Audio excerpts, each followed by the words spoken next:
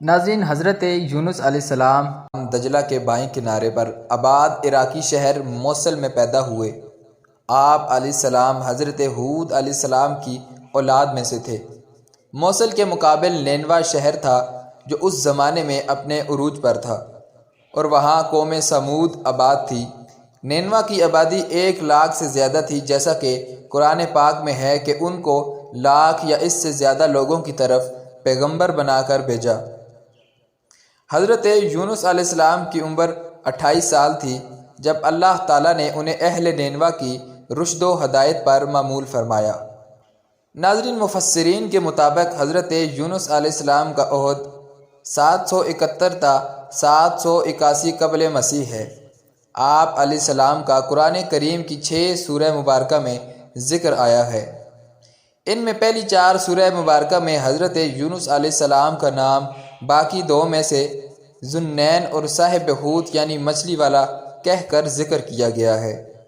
نون بڑی مچھلی والے کو کہتے ہیں، چونکہ آپ علیہ السلام کئی دن ایک مچھلی کے پیٹ میں رہے، اس لیے مچھلی والا کہا گیا۔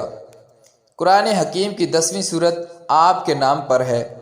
ناظرین، حضرت یونس علیہ السلام ایک عرصے تک نینوا کے لوگوں کو توحید کی دعوت اور بت پرستی سے روکتے رہے، مگر قوم ان کی دعوت کو قبول کرنے سے صاف انکار کرتی رہی۔ صرف یہی نہیں، غرور و تکبر میں مبتلا قوم دیگر نافرمان اقوام کی طرح آپ علیہ السلام کی دعوت کا مذاق بھی اڑاتی رہی۔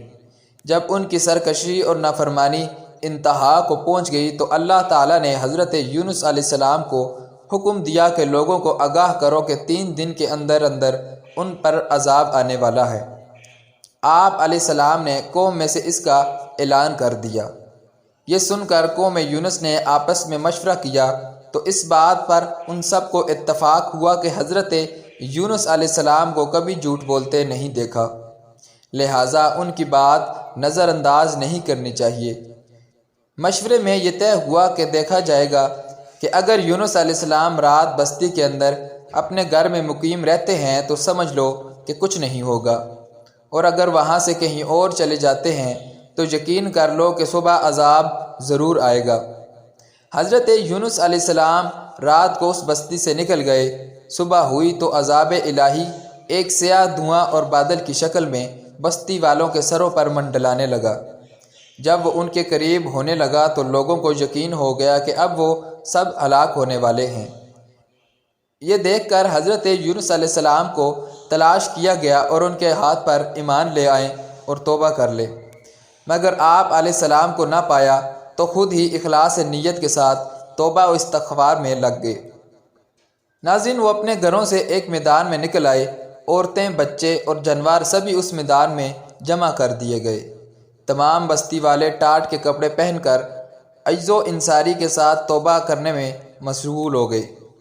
اس طرح پورا میدان آہو بکار سے گونجنے لگا۔ اللہ تعالیٰ نے ان کی توبہ قبول فرما لی اور عذاب ان سے ٹل دیا۔ روایت میں ہے کہ یہ عاشورہ یعنی 10ویں محرم کا دن تھا۔ ادھر حضرت یونس علیہ السلام بستی سے باہر اس انتظار میں تھے کہ اب اس کی قوم پر عذاب نازل ہوگا۔ ان کی توبہ و استغفار کا حال انہیں معلوم نہ تھا۔ جب عذاب ٹل گیا تو انہیں فکر ہوئی کہ اب تو قوم مجھے جھوٹا قرار دے دے گی، کیونکہ میں نے اعلان کیا تھا کہ 3 دن کے اندر عذاب آ جائے گا۔ اس قوم کا قانون تھا کہ جس شخص کا جھوٹ معلوم ہو جائے تو وہ اس پر اپنا کلام شہادت پیش نہ کر سکے تو اسے قتل کر دیا جاتا۔ تو حضرت یونس علیہ السلام کو فکر ہوئی کہ انہیں بھی جھوٹا قرار دے کر قتل کر دیا جائے گا۔ اس رنج و غم اور پریشانی کے عالم میں اس شہر سے نکل جانے کا ارادہ کر لیا، یہاں تک کہ بحر روم کے کنارے پہنچ گئے۔ وہاں ایک کشتی دیکھی جس میں کچھ لوگ سوار تھے۔ آپ علیہ السلام کو ان لوگوں نے پہچان لیا اور کرائے کے بغیر سوار کر لیا۔ کشتی روانہ ہو کر جب وسط میں پہنچی تو دفعتاً ٹھہر گئی، آگے بڑھتی ہے اور نہ پیچھے۔ کشتی والوں نے منادی کی کہ ہماری اس کشتی میں کوئی ظالم، گناہگار یا بھاگا ہوا غلام سوار ہو جاتا ہے تو یہ کشتی خود بخود رک جاتی ہے۔